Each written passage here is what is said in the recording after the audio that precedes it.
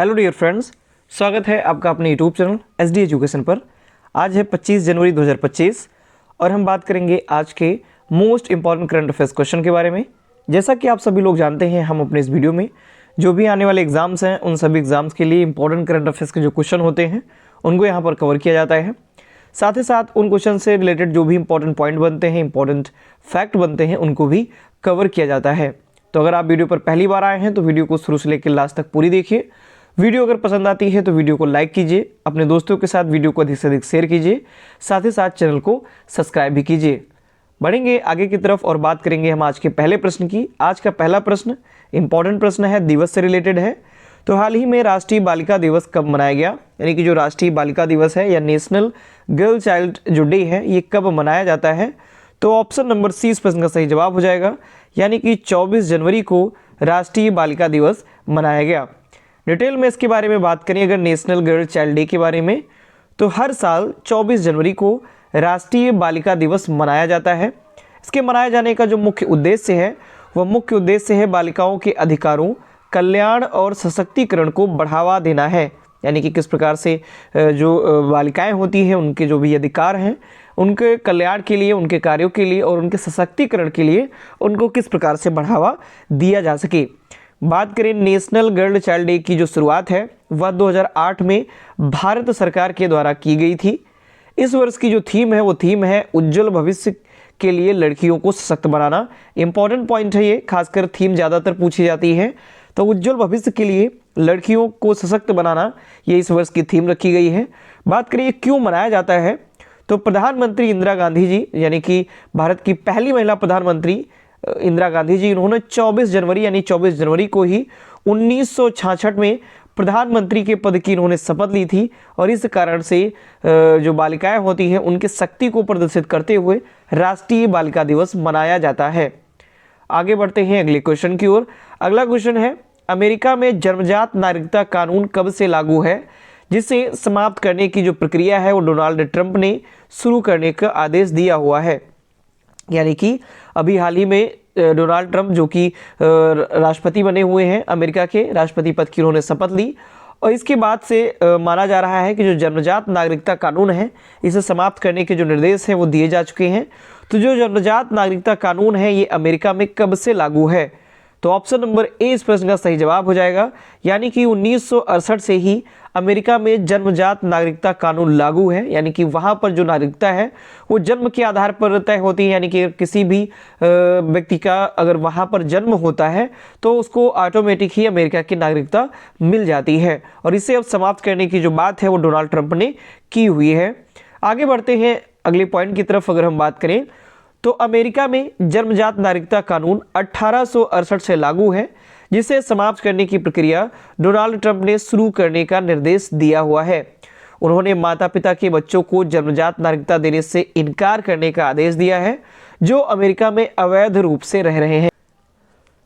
लेकिन अगर उनके बच्चे का अगर जन्म वहाँ अमेरिका में हुआ है तो उसको वहाँ की नागरिकता मिल जाती थी। तो इसे अब बदलने की बात की जा रही है। इस आदेश को लागू करने के लिए 30 दिन का समय भी दिया हुआ है। अगर आगे बात करें तो अमेरिकी जो संविधान है वहाँ का जो 14वां संशोधन है वो बच्चों को जन्मजात नागरिकता की गारंटी देता है। यानी जन्म के आधार पर वहाँ पर नागरिकता तय होती है, जिसे अब बदलने की बात की जा रही है। आगे बढ़ते हैं अगले क्वेश्चन की तरफ।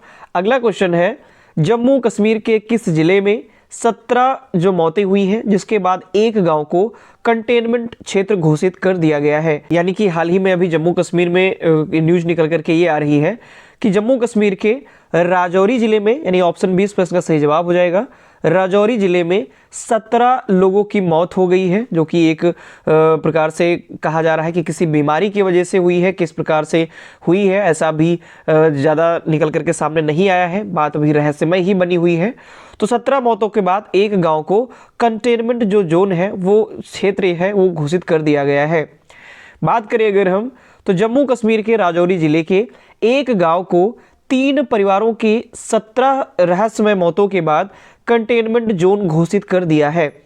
बात करें अगर तो भारतीय नागरिक सुरक्षा संहिता की धारा 163 के तहत वहां पर रोकथाम के आदेश लगाए गए हैं और उस गांव को 3 कंटेनमेंट जोन में बदल दिया गया है, यानी कि वहां पर 3 प्रकार के कंटेनमेंट जोन लगाए गए हैं।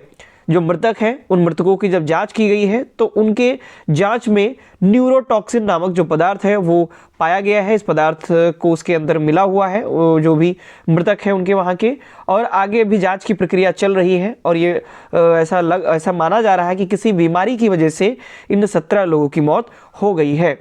आगे बढ़ते हैं अगले क्वेश्चन की ओर। अगला क्वेश्चन है, हाल ही में किस प्रदेश में श्योक नदी पर सेना ने 2 नए वैली ब्रिज शुरू किए हैं?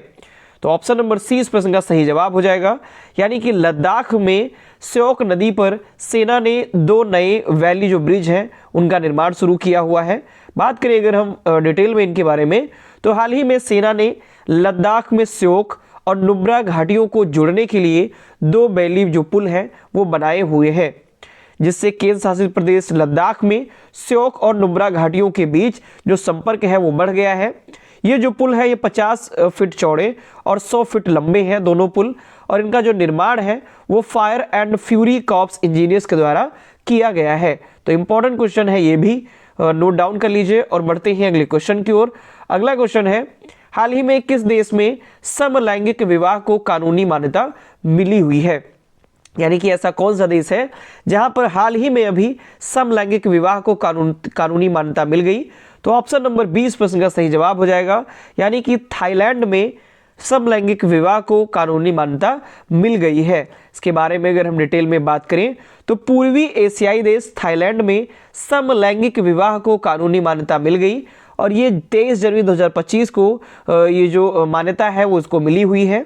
बात करें एशिया में ताइवान और नेपाल के बाद अब थाईलैंड तीसरा ऐसा प्रमुख देश बन गया है जिसको समलैंगिक विवाह के लिए कानूनी मान्यता मिल गई है। यानी इससे पहले एशिया में अगर बात की जाए तो ताइवान में और नेपाल में, इन 2 देशों में ही समलैंगिक विवाह को कानूनी मान्यता मिली हुई थी, लेकिन अब थाईलैंड को भी मिल गई है।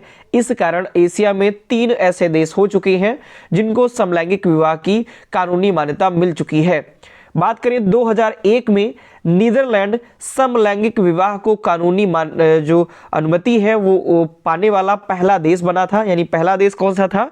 तो नीदरलैंड था, जो कि 2001 में इसे कानूनी मान्यता मिल गई थी। अब इसके बाद कुल 30 से ऐसे अधिक देश हो चुके हैं जिनको समलैंगिक विवाह की मान्यता मिल चुकी है। आगे बढ़ते हैं अगले क्वेश्चन की तरफ। हाल ही में यूएस सीक्रेट सर्विस के डायरेक्टर कौन बने? यानी यूएस के जो सीक्रेट सर्विस है उसके डायरेक्टर किसे बनाया गया?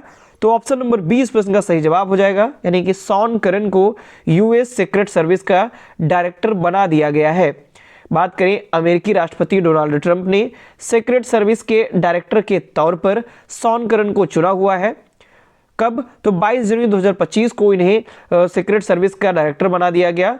बात करें अगर तो शॉन करन जब पिछले वर्ष में अभी पेंसिल्वेनिया में जब डोनाल्ड ट्रंप के ऊपर हमला हुआ था, जहां पर इनके कान के पास से गोली होकर के जो निकली थी, उस हमले के दौरान ये सुरक्षा टीम को लीड कर रहे थे। तो इस प्रकार से डोनाल्ड ट्रंप ने सीक्रेट सर्विस का जो डायरेक्टर है वो शॉन करन को बनाया गया है। बात करें पूर्व राष्ट्रपति बराक ओबामा के साथ भी स्पेशल डिपार्टमेंट में भी इन्होंने काम किया हुआ है, तो काफ़ी ज़्यादा अनुभव भी है इनके पास, और अब जाकर के इनको सीक्रेट सर्विस का डायरेक्टर बना दिया गया है। आगे क्वेश्चन की ओर बढ़ते हैं। अगला क्वेश्चन है, हाल ही में किसने हिंदू आध्यात्मिक और सेवा मेले का उद्घाटन किया? तो ऑप्शन नंबर ए इस प्रश्न का सही जवाब हो जाएगा, यानी कि गृह मंत्री अमित शाह जी ने हिंदू आध्यात्मिक और सेवा मेले का उद्घाटन किया हुआ है।